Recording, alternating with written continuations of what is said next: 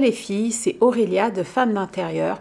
Bienvenue dans cette série de vidéos prophétiques que j'appelle Wake Up Spirituel. Ce sont des vidéos qui, je l'espère, vous pousseront à vous réveiller, à vous réajuster et à saisir ce que le Seigneur veut que vous fassiez particulièrement en cette saison. Le message du jour s'appelle « Les infidèles ne sont désormais plus protégés par Dieu ». Quand je dis désormais, c'est prophétiquement en ce moment, d'accord? C'est dans cette saison précise. Alors, on va aller dans Samuel. J'ai savouré ce livre ces derniers temps. Le contexte, c'est que à l'époque, les Israélites sont protégés par le Seigneur quand ils vont au combat. Le Seigneur leur dit déjà, je vous donne la victoire, d'accord? Ils savent qu'ils ont déjà gagné. Ils étaient sous la protection, comme sous un dôme. Ils savent que quelque part, rien ne va leur arriver parce que le Seigneur est avec eux, ok?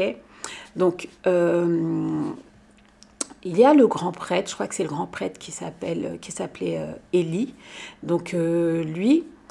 La Bible dit que les fils d'Élie, donc en fait, il avait deux fils, et ces deux fils-là, la Bible parle d'eux comme étant des hommes pervers, qui ne connaissaient point l'Éternel, d'accord?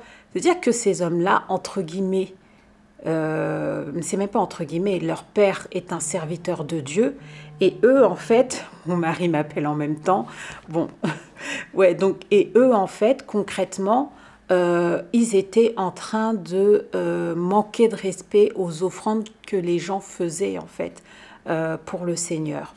Et la Bible aussi dit dans 1 Samuel 2, 22 qu'ils couchaient avec les femmes qui s'assemblaient à l'entrée de la tente d'assignation. D'accord?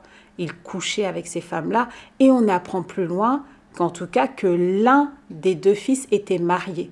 Donc du coup, il était infidèle. Parce que la Bible dit qu'en gros, la belle-fille, donc du coup de Élie, était enceinte et sur le point d'accoucher, d'accord? Donc, c'était un infidèle. Et ce qu'il faut comprendre, c'est que par leur péché, donc il y a eu quoi? Infidélité, débauche sexuelle, manque de respect aux offrandes, parce que la Bible dit dans 1 Samuel 2, 17, ces jeunes gens se rendaient coupables devant l'Éternel d'un très grand péché parce qu'ils méprisaient les offrandes de l'Éternel. D'accord? Donc, ils ont, par leur péché, comme apporté un malheur. Et le Seigneur n'était pas content du tout. Donc, normalement, on l'a dit tout à l'heure, quand il y avait un combat, ils étaient protégés. Mais là, en fait, la Bible dit, donc il y a eu un combat, donc les Philistins commençaient à se ranger en bataille, en fait, contre Israël. Le combat s'est engagé, Israël fut battu par les Philistins. Et du coup, il y a eu à ce moment-là 4000 hommes, du coup, côté Israël, qui sont tombés. Et le peuple, en fait, tous, ils ne sont pas tous morts. Donc ceux qui sont rentrés au camp, et les anciens d'Israël, en fait, ils étaient en train de se dire, mais pourquoi l'Éternel nous a laissé tomber? Pourquoi est-ce qu'il a laissé nous faire battre comme ça par les Philistins? Ils sont choqués parce que on sait à cette époque-là que quand ça arrive, c'est qu'il y a eu désobéissance, c'est qu'il y a eu un malheur qui s'est abattu. Il y a eu quelque chose, vous voyez. Là, tout de suite, je pense à un autre passage dans la parole de Dieu, mais je vais voir, en fait, si j'en fais une autre vidéo. Alors, il y a eu infidélité, d'accord? Donc, encore une fois, les Philistins livrèrent bataille et Israël fut battu. Chacun s'enfuit dans sa tente. La défaite fut très grande. Et du côté du coup d'Israël, il y a eu 30 000 hommes qui sont morts. Et la Bible dit que les deux fils du coup d'Élie moururent et Élie aussi mourut. Donc en fait, ça c'était même une prophétie qui avait été amenée par Samuel, qui en avait parlé à Élie, et en fait le Seigneur avait déjà donné sa sentence. Toujours dans le même message, donc les infidèles ne sont désormais plus protégés par Dieu. On va aller dans Nahum. Vous savez, on connaît tous l'histoire de Jonas, et on sait que Jonas, il avait été envoyé à Ninive pour demander aux habitants de se repentir. D'accord? Et moi, je me souviens, j'avais beaucoup entendu parler de Jonas et j'avais justement été voir dans Jonas et tout, mais c'est quoi l'histoire? Et on voit que Jonas, il voulait pas y aller. Il voulait pas y aller parce qu'il disait, non mais eux là, vraiment, non, non, non, eux là, Seigneur, t'as pitié de eux, non, non, non. Et du coup, quand on va dans Nahum, en vrai, on apprend à connaître, mais c'est quoi Ninive? C'est quoi ces habitants de Ninive en fait? D'accord? Donc il faut lire Nahum, après il faut lire Jonas, ok? Et du coup, quand on lit Nahum, on apprend que Ninive, donc ça c'est la parole de Dieu qui dit ça dans Nahum 2,8, Ninive était jadis comme un réservoir plein d'eau. Et la Bible continue de dire que aujourd'hui les voilà qui fuient. Donc hier c'était un réservoir plein d'eau, aujourd'hui c'est un réservoir qui fuit en fait. Ça veut dire quoi? Ça veut dire que déjà l'eau c'est la vie, d'accord? L'eau c'est quelque chose de vital. Donc hier c'était un réservoir plein d'eau, donc hier c'était l'avenir en fait. Hier c'était la vie et aujourd'hui ça fuit. Donc aujourd'hui même le peu de bonnes choses qu'il y avait là c'est en train de partir, c'est en train de couler. Vous voyez? Donc, et aussi, je vais faire aussi une parenthèse. Vous savez, j'avais fait une vidéo, je vais vous mettre quelque part le lien de cette vidéo-là pour les personnes qui ne l'ont pas vue. Mais je vous parlais de Sodome et Gomorrhe. Et prophétiquement, en fait, il y a un lieu que tu devais quitter, en fait. Et c'était un lieu qui, aujourd'hui, ressemblait à Sodome et Gomorrhe. Ce qu'il fallait comprendre, c'est que Sodome et Gomorrhe, à l'origine, c'était une terre de bénédiction. C'était une terre fertile, en fait. Quand Lot et sa famille y sont allés, à la base, ils cherchaient une terre de bénédiction. Et tout le monde regardait en mode, mais il faut aller à Sodome et Gomorrhe parce que c'était la base, the place to be. OK? Et aujourd'hui, enfin à ce moment-là, où il fallait quitter le lieu, c'était devenu une terre de débauche, c'était devenu une terre de malédiction. D'accord? Et on le voit là avec Ninive. Hier, c'était un endroit où il fallait aller, et aujourd'hui, c'est un endroit qu'il faut fuir quelque part. OK? Donc, la Bible dit, c'est ce message qui m'a beaucoup parlé, qui dit « Quel malheur pour Ninive, la ville où le sang coule ». Je fais une parenthèse, vous savez, des fois, quand vous lisez la parole de Dieu, il y a des moments qui vont vous parler, il y a des moments où vous allez dire, bon, ouais, ça, je sais pas pourquoi c'est écrit ça, ou ouais, non, ça, bon, c'est pas pour moi, je prends juste ce que je... Non. En fait, souvent dans un passage, et même en ce moment, je médite beaucoup sur, je pose beaucoup des questions au Seigneur sur les versets, en mode, mais Seigneur, comment ça se fait que ce verset, il est découpé comme ça? Comment ça se fait ce verset-là, il est long, celui-là, il est court? Est-ce que ce sont des idées? Comment est-ce que dans le verset, je peux juste prendre une partie du verset qui m'intéresse, l'autre non? Je réfléchis beaucoup par rapport à ça. Bon, si toi aussi ça t'arrive, dis-le moi en commentaire. Mais du coup, là, il faut savoir prendre toute la parole de Dieu, en fait. Tout. Tout est important. Tout. Et donc là, on parle de Ninive, on dit la ville où le sang coule.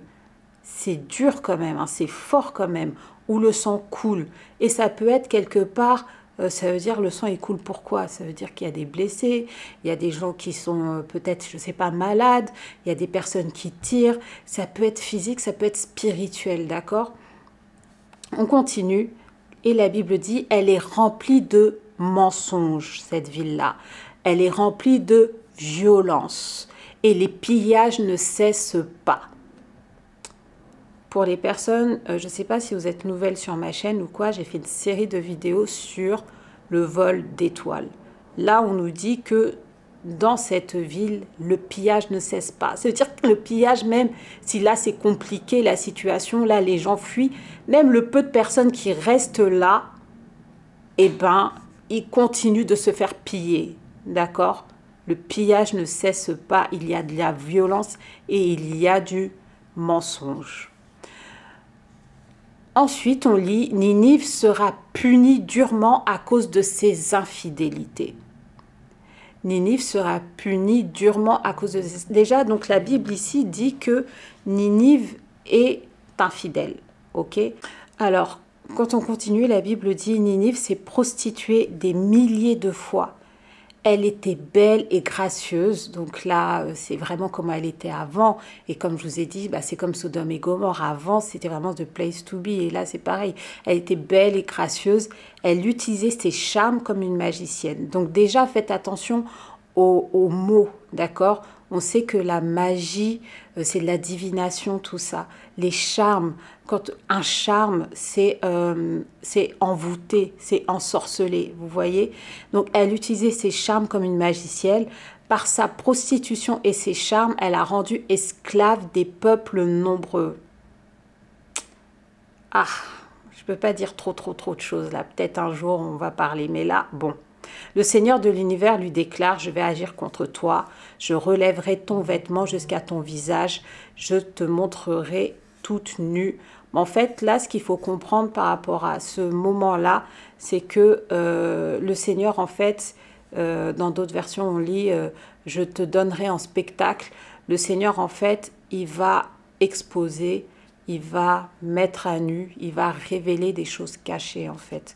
Je pense que je ferai une vidéo là-dessus, mais j'avais déjà fait des vidéos aussi en disant que les personnes que vous adorez aujourd'hui vont vous décevoir, adorer entre guillemets, parce que voilà, des fois, il y a des personnes vraiment, vous êtes dans l'adoration, ces personnes vont vous décevoir et c'est des choses qui sont en train d'arriver. Donc, on reprend, Ninive, c'était une prostituée. Et quand on reprend, de toute façon, là, la Bible parle aussi d'infidélité. Si on reprend l'image de Paul, ben, en fait, Jésus, c'est notre époux. Et si on va faire alliance avec un autre que Jésus, bah, c'est de l'infidélité en fait, d'accord? Donc il y a des gens qui font des alliances avec d'autres et donc du coup sont infidèles. Alors, c'est de l'infidélité spirituelle. La Bible dit, l'Éternel est un Dieu jaloux. Donc ça c'est dans Nahum 1. Il se venge.